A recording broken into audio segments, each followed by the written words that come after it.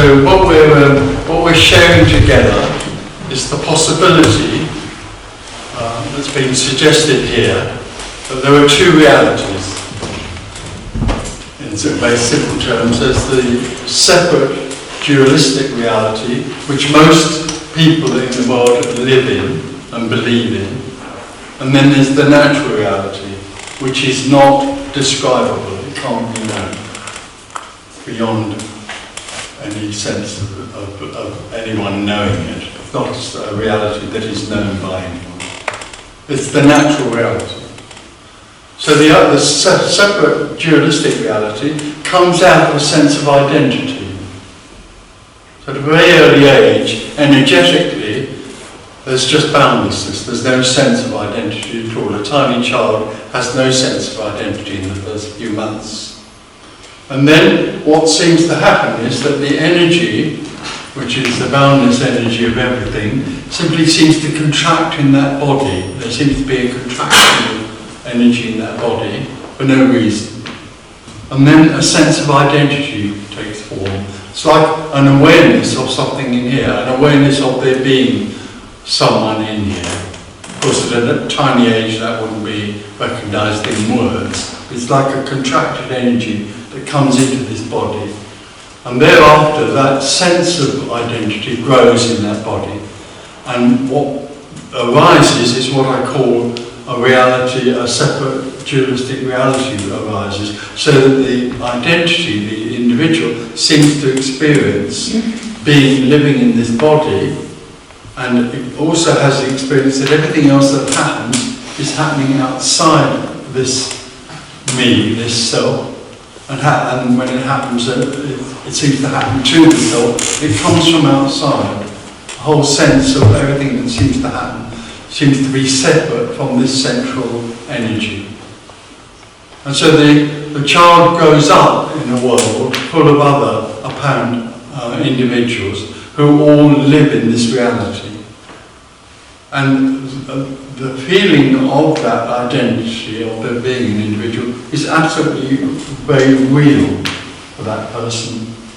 And also what seems to be real is the idea that that person lives in a story. This is my story. I was born, I will live, and I will die. So I'm here in this journey. And also what also seems to be real is the sense of having free will and choice. So there's a feeling of being able to choose and influence the story in some way or other as the child grows into becoming an adult. The other thing that arises in this reality, which is very, very powerful, is this sense of separation. So this individual grows into having a sense of living in a subject-object reality. So the subject is me, and the object is everything that seems to be happening. So it's a subject-object experience. And that's more and more confirmed as the person grows into the world, because the whole of the way the apparent world seems to happen is to go on reinforcing a sense of duality. Language, education, and all of that is all based on the idea that there is an identity or an individual, and they can progress in a certain way and make their story better, in very simple terms, through their own effort. The difficulty with that sense of being separate is that it brings a sense of dissatisfaction. There's something not fulfilling about being separate from the sky and the trees and other apparent people. There's something that's missing. It feels as though there's something lost. Most people live with that and don't do anything about it. They just live in that way and seek to make their story better in whatever way they can. More money, more lovers, more power, more of whatever it is they seek to comfort themselves and feel as though they're really happy or that their story is working. When there's an openness to the sense that there's something deeper that seems to be missing in the experience of life, then people seek for something deeper. So they might seek that deeper thing in religion or therapy, or another thing that is around is the sense of the idea of becoming enlightened. It sounds as though if I become enlightened, then I will be fulfilled. Because that individual has grown up learning how to apparently make its life work. So it then applies that sense, that idea of learning, to the idea of attaining fulfillment in some way or other. And so if somebody is in the Christian world, they follow the Christian ethics, or try to. If they go to a therapist, they try to work out how to become a more balanced individual. And there are systems and processes that are carried out for that to happen. If an individual goes to an enlightened, and apparently enlightened teacher, then they're also taught that they need to change, they need to become more silent or pure or more balanced or more open or more of something or the other. It's always about somewhere the individual never being good enough. In the Christian ethic, the individual has to become a good Christian. In therapy, the individual has to become a balanced individual. In enlightenment, the individual has to become enlightened. So something has to change. There's something wrong that needs to change. This isn't good enough. There's something else. So what we're talking about here, what we're sharing together, is the possibility that that whole separate dualistic reality is actually illusory.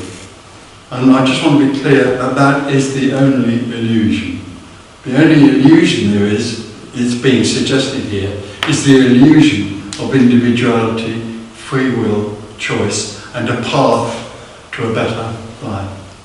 So this is what's being suggested here, is that whole dream reality, that whole sense, experienced reality of separation, free will, choice, and an endeavour to make the story better, is completely and utterly illusory. And all the effort that the person makes to find fulfillment, whatever that might be, is wonderfully futile. Because in a sense that in that world, in that separate reality, the individual's living in a circle. It's living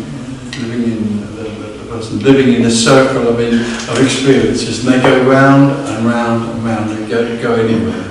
They're just different experiences that happen every day, and they go on. They often repeat themselves.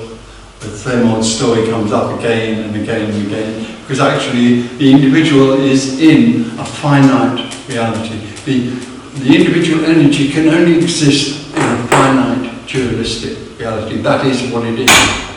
It's a finite dualistic energy. So the possibility for the individual to find that which is infinite is completely and utterly futile. It's a futile possibility. So that's what we're sharing together, and we can talk about the way in which the me seems to take form, what it believes in, and how it responds to the world that it lives in, and how it also searches for something deeper. So we can share that together in words. But basically, there's something else that goes on in this sort of meeting and elsewhere, and that is that when there's an openness to the possibility that there's something beyond the self, there's something else beyond self-seeking, then it's a possibility that that openness will bring about the melting away of that contracted energy which lives in this finite reality back into boundlessness. It's what we call, for want of a better word, liberation. But it's only a word that describes the liberation away from living in the confined space of separation.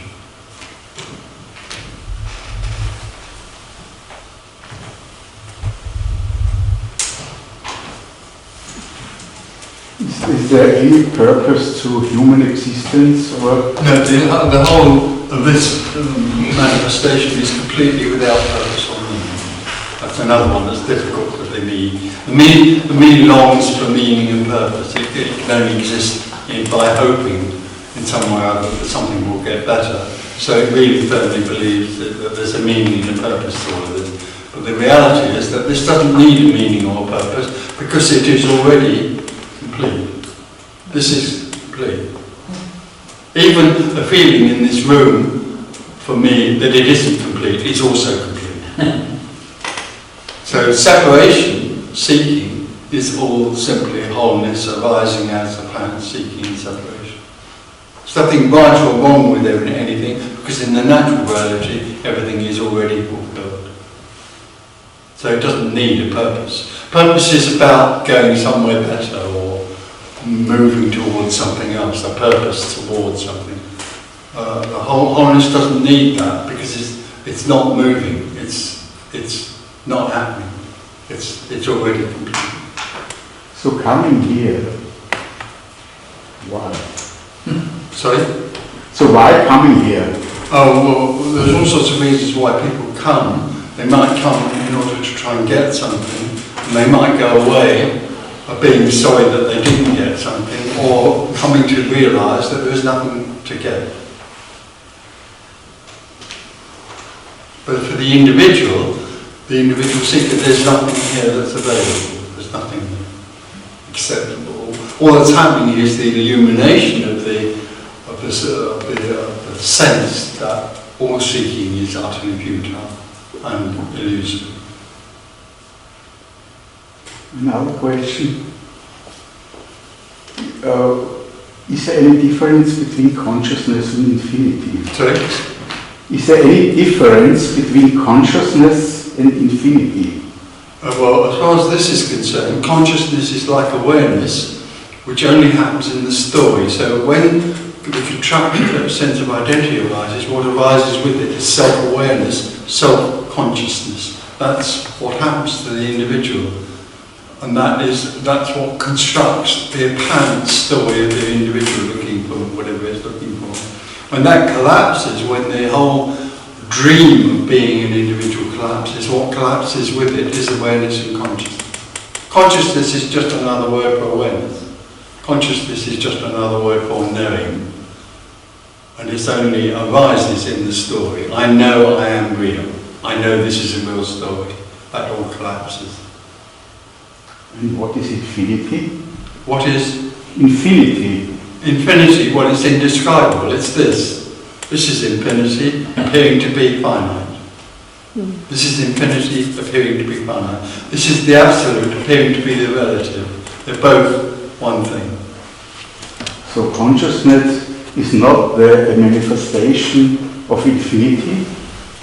Consciousness is not the first manifestation of infinity? Absolutely not. There's no manifestation of infinity because nothing is happening.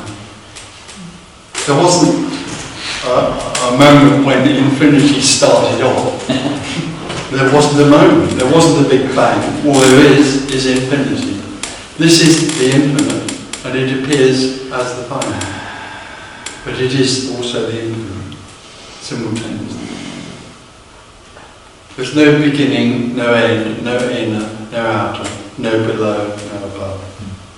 All there is what is, and what is not. Do you think that there is infinity without matter? No, infinite matter is the infinite. The whole confusion that arises out in the dualistic reality, and the whole confusion of all teaching, is that there are two things. This is, if you like, I don't like the term, but Advaita is a meaning for not two. There aren't two. The whole basis of teaching is that there are two. There's the absolute and the relative. There's the infinite and the finite. In some way or other, the seeker has to find the infinite through effort and purification. That's a complete and utter illusion. It's based on the idea of separation. The whole basis of teaching is illusory because it's based on separation. You have to become worthy. There isn't anybody that is worthy. Because there isn't anybody.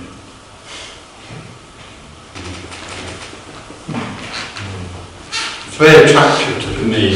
For me, when it takes form after a while, it develops a higher self and a lower self. The higher self aspires to whatever.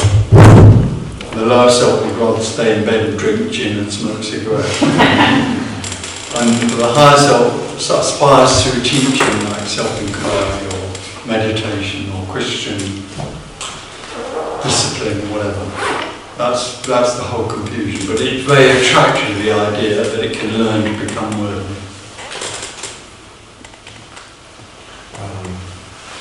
Yesterday when I left here, so I had a feeling of about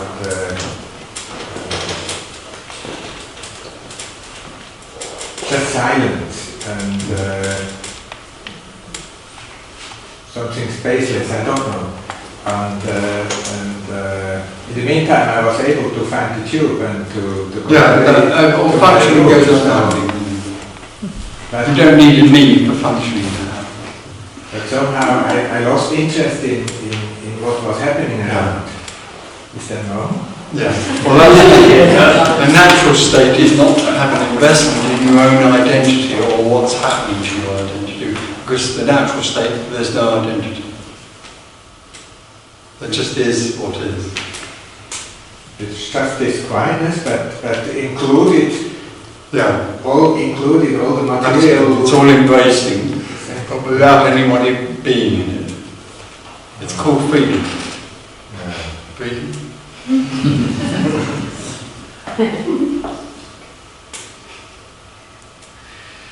How it happens that with cycling contracted energy become again boundless? It doesn't become boundless because it has no reality. The cycle of the self, which is like a CD playing, the cycle of the self, a unique cycle for each is not real, so it doesn't need to fall away because it already isn't real. But the problem for the me, the self, is that it thinks it is real. This is my CD, this is my story, it's real because I'm real. That's the great dilemma. So when self looks at anything, it experiences it in here as a real thing, only real. Whereas everything that is arising is the infinite finite. In other words, everything that's in this room is both real and unreal. That's what the seeker longs for, but he can't find it. It's continually experiencing everything is only a real thing, not illusion. And that's very deeply dissatisfying. It longs for the infinite can't be found, because it already is everything. Including this. This is the infinite. I mean, this is the infinite. Appearing to be final. It's as simple as that. It's never left you. What you long for has never left you. It's always there, tapping on your shoulder. I'm here already! So it's like a perspective change? Yeah, it's a dropping of a false perception, really. It's a dropping of a false perspective about me being real and life and experiencing separation. It's just the dropping away of that. But of course that's illusory, so it's, in a way it's nothing. Nothing drops away. There's nothing that needs to drop away because that whole false perception is artificial.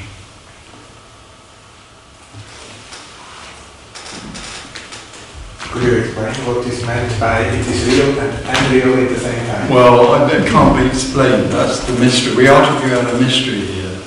The self can't comprehend that something is real and unreal. It only experiences everything is real. It might give lip service to the idea of the unreal, but it doesn't know, it can't know the unreal. When it dies, there is just the unreal. It lives in a false reality. for you it's real or unreal? No, It's both there at the same time. isn't a me for it to be, Yeah, I see. but all there is the real and unreal. But nobody has it. There isn't somebody who knows there's the real and unreal. There's just the real and the unreal. The unreal is the same as what you mentioned by infinite? Infinity, yeah. Yes, that's the same. The unreal It's another word for it. So it's obvious that everything is finite. It's the infinite being finite. Yeah. And they're both the same thing. Right. And it is the same with real and unreal and nothing and everything. Yeah, nothing, this is nothing appearing as everything. That's why it's real and unreal. Or you could put it around the other way. It's unreal in that it's nothing, but it's also simultaneously real. Because it's this. So you're looking at nothing. You're looking at the infinite. You are the infinite. That's all there is.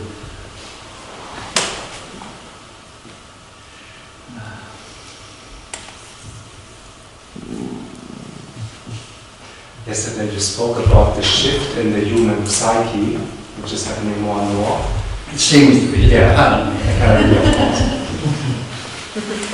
And the basic from all of this is this unworthy feeling from the moment you feel as a separate me. You don't feel worthy, and there's a need to feel worthy. So people do all kinds of things to feel special, worthy. So Absolutely. other people love you, and it feels good. And sooner or later, this will not satisfy you anymore, and you feel somehow fed up with the story, with the game, because even when all the people love you, it doesn't satisfy you. No, you create a game, and that game can be satisfied for a while, and then you get really pissed off with the game, actually. Because you're, in a way, it never is satisfying, because of course there's something else beyond that. Yeah. Yeah. And some so-called non-dual teachers or satsang teachers, they play this game of that they found the way home, that they are home, and they try to find you the way home, which is like another game of It's a path. There's no way. There's nowhere to go. This is home. You won't find it because you're looking for it. Well, the teacher's looking for home, and that's why it can't find it. Because it doesn't realise that home is already everything.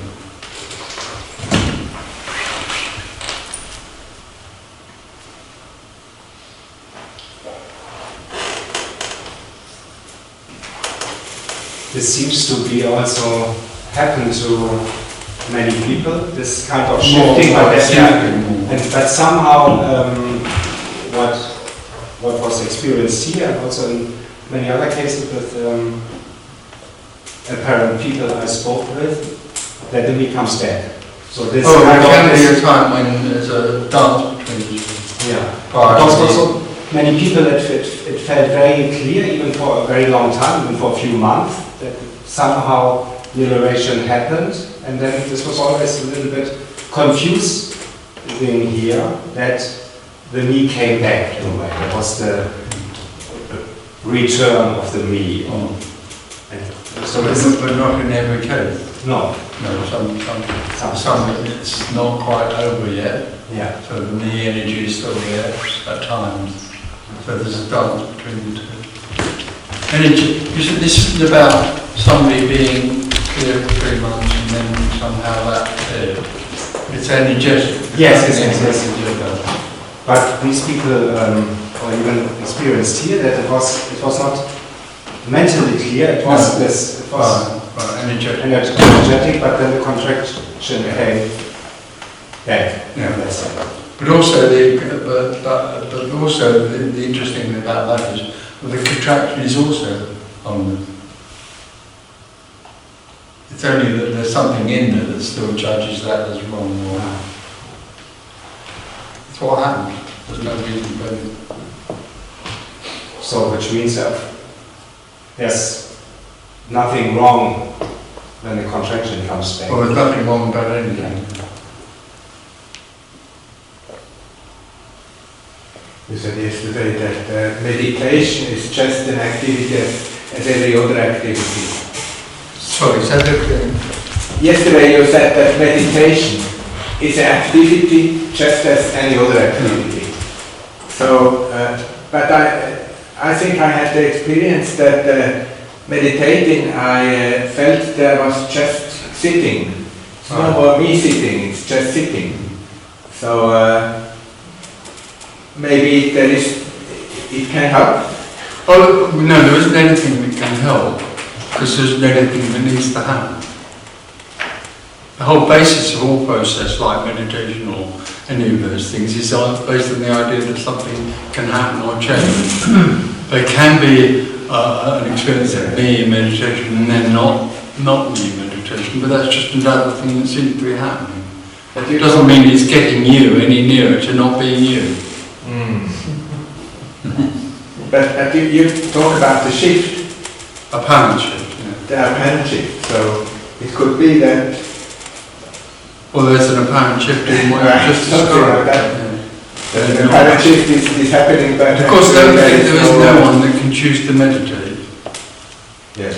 The whole problem with the whole dilemma of me is that it thinks it has free will and then learns from somebody else that meditation could make it, bring it nearer to what it's looking for. So it then chooses to meditate in order to reach somewhere it longs for. Forget it. All it's doing is going around in a circle again. It's like selling second-hand cars. The more you sell, the richer you'll be. The more you meditate, the nearer you'll be to oneness. They're both the same activity. They're both self-seeking. All seeking is materialistic. It's for me. I want it. But the aim is to give oneself up. Sorry? The aim is to give oneself up. But No, maybe we don't talk about an aim. It's very difficult for it's impossible for an illusion to drop an illusion.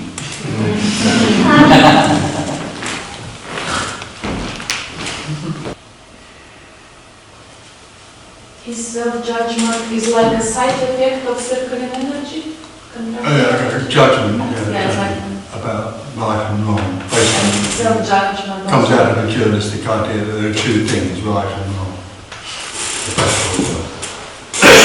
When that collapses, then the whole dualistic view that there's a better or worse simply collapses with it. It just is what there is. Yeah? And the feeling of right and wrong also is very much linked to this feeling to be worthy and not worthy. This is It's all locked together.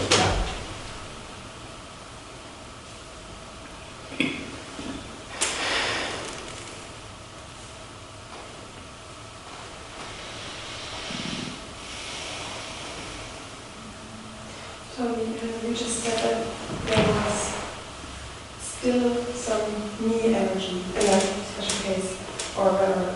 And when I hear that, there's thoughts arising that it doesn't matter if there's me energy or contraction. Well, nothing matters. But if there's still a contracted energy in there that thinks that things do matter, then that matters. That's the difference. Yeah. It's quite obvious the whole thing that there isn't anything that matters anymore in that sense or has any significance. But if there's an energy that's sufficiently contracted still to feel there is a significance, then there seems to be a significance. Well, that's the experience of that energy.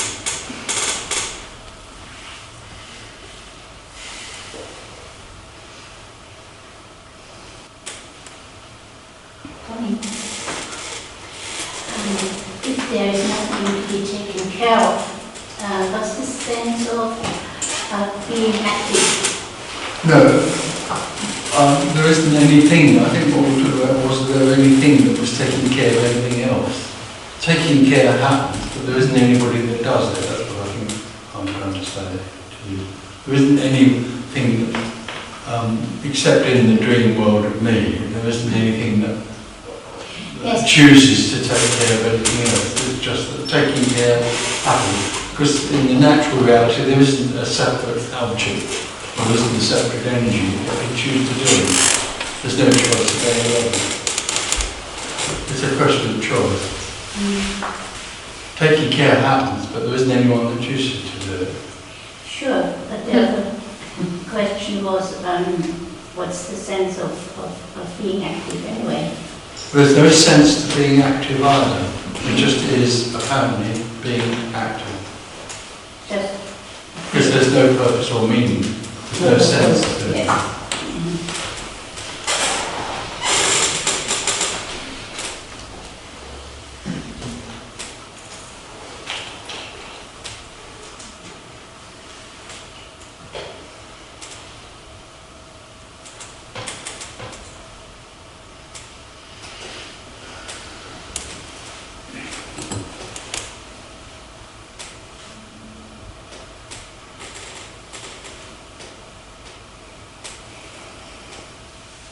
So all experiences I had in my life, Sorry? all experiences I had in my life just happened to me and I had no control whatsoever.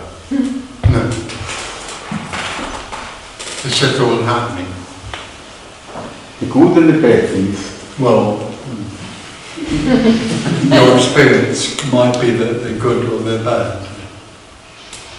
But I had no control. No. You don't know anything because there's no you. So you really don't know anything. There are no guilt and regrets. Well, in the story of me, there is guilt and regret. And there's right and wrong. All of that collapses. And who has the experience then? Well, no, in the story of me apparently has something. In the story of separation, and there seems to be a separate self that has the experience of guilt. That's clear, but on the other side, to whom does it happen that he makes experiences? You said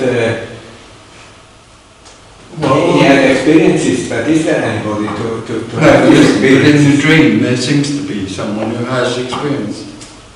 All I'm describing are two realities, one in which there seems to be an experiencer and the other one in which there isn't. There is no experiencer and no experience. And natural, no, absolutely. Definitely. No, there's no experiencer and no experience. All there is what happens to no one. Really, experience, it's again this word again, but experience needs an experiencer for it to happen as far as I'm concerned. Well, that collapses when the self is no more. There's nothing anymore that is at the centre of what's happening. There's just what's happening.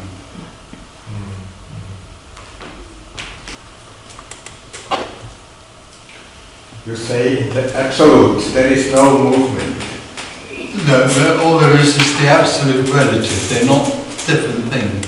And the But relative which seems to move is the absolute. There are things happening. And on Only the other side happen- there is no movement. Things appear to happen. It is no thing appearing to happen. This is mystery. We're talking about mystery. Come on. We're not going to work it out. Tell me again, no thing is happening. Yeah. No thing is happening.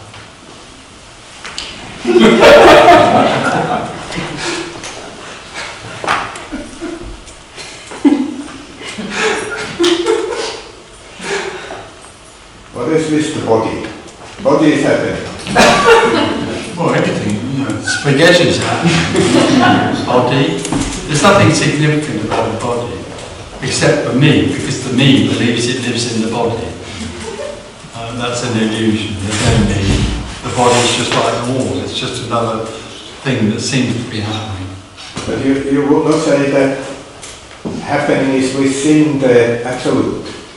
No, not at all. It is the absolute happening. In this Don't you world. say it's within or out of the absolute. You're in duality again. That's the whole foundation of the ignorance of teaching on the idea that there's something defined. The whole basis of the idea that there's something defined is that very split. That split is, it is that there are two. If there's something defined, then there's one definer and the other that which is got to account. It's pure dualism. It's agreed. It's good industry though, it's quite a good business. Lots of people doing it. And some of them, they even call themselves non-dual teachers. There's no such thing as a non-dual teacher. Oneness, this, can't be told. How do you teach this?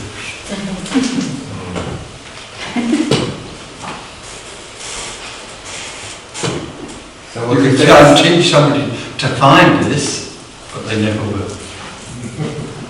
If they live in this and that.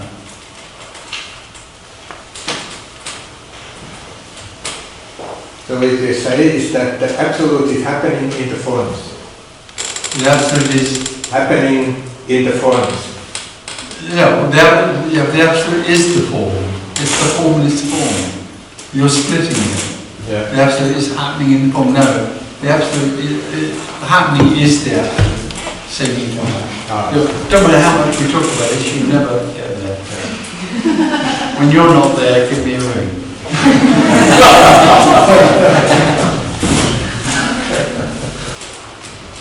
So energy needs no reason. When it wants to feel that it is heavy, it's heavy. No, it doesn't want to feel anything. Energy is just energy. It doesn't have any intention or direction. It just is what it is. All the time there's a me, the me wants to be happy. But when energy wants to be heavy or apparently heavy, it's heavy without a reason. No, there's no reason for anything at all. But when energy wants to be heavy, appears as heaviness or feels as heaviness, it appears for no reason. No. So it doesn't want to be, but when energy is heavy, then that's what is happening. Apparently. For no reason at all. Okay, no reason, but how can I understand? What you're doing is trying to create a reason. Yeah. The me does that all the time. It's always trying to work everything out so that it can do something about feeling better. It's utterly futile. So it plays with itself. Yeah, it plays with itself. And how is it when it decides that it is blue and not red? Where is it? It's to me infinity. Of course, I cannot imagine because it's infinity. But that it's blue and not red. Where is it? Where is the decision? Where is it? Where is the what? Decision. There isn't one. The energy is intelligence. No, yeah, but it doesn't make decisions. It's not going anywhere.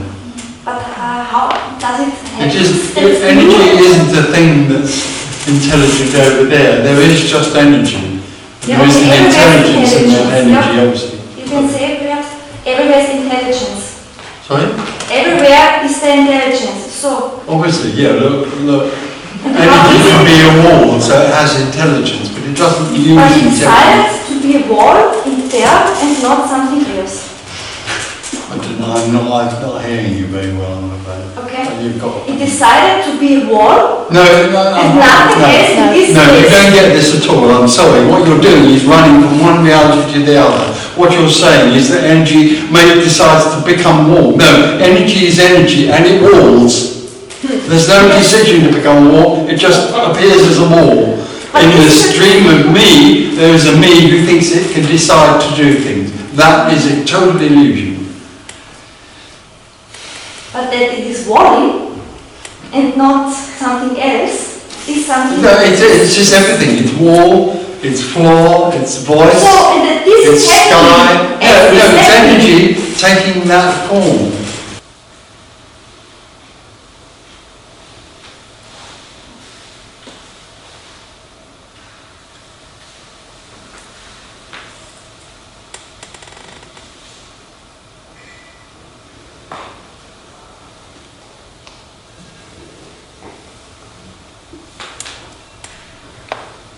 And how is it possible, like for seeker, to be here? In one way, is very effective energy, is like really like cool to come, and other way, the worst place to be. Yeah. Well, there we are. It's just like that. That's what it's like. I think the seeker that thinks it's attractive doesn't really understand what it's about. Otherwise it will come. It wouldn't come. I mean, Claire and I think it's amazing that anyone comes to church. Amazing. Because when I, for example, yesterday came, I feel like suddenly it's like this contraction energy like disappeared for a while, you know, no body, no problem, it's just like a spa of relaxation, you know. At the same time, it's the worst place to be.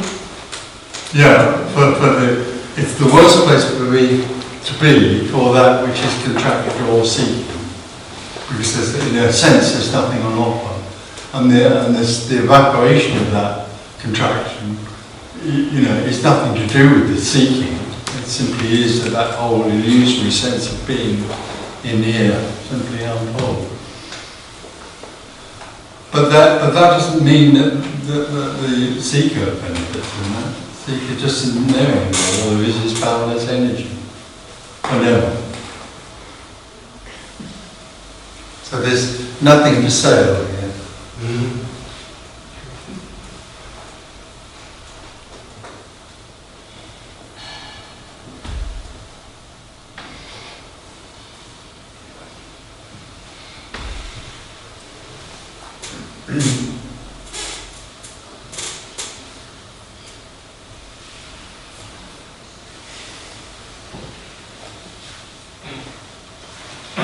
In some talks or books you can read about conditioning. So it's like when there's nervousness coming up, or a lot of times nervousness coming up. Personal. So this conditioning that this nervousness comes because of my life. Or experience brings conditioning. Yeah, but that's also just a concept. It's not That's also. It's just a concept. Or It's just what's happening. Well, it's more than a concept. I mean, conditioning can bring a sort of feeling in the body, a neurotic feeling of fear or whatever you like. If you're conditioned to be afraid of something, then next time it arises, you feel fear. There's more than a concept. So it is related. It's something energetic that's happening in this separate.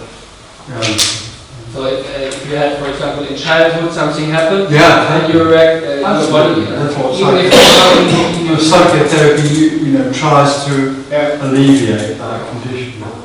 But with the collapsing of the me, then all of that falls away because there isn't the me any longer to feel that sense of neurosis. But the only thing is that the brain holds on to that condition for a while. But because it can't find anyone to talk to anymore, there's no me, no sense of self to talk to about that neurotic feeling, then it falls away slowly. But if there is somebody who has the me or who is still in this contraction, is a lot of time, let's say, angry, then the me would fall away at some point, their anger is still coming up. It can do after a while, and then it falls away. Yeah. But it's not that it stops to be angry or something. The anger is still... Well, anger can still arise, but there is no longer anyone that is angry. Yeah, no longer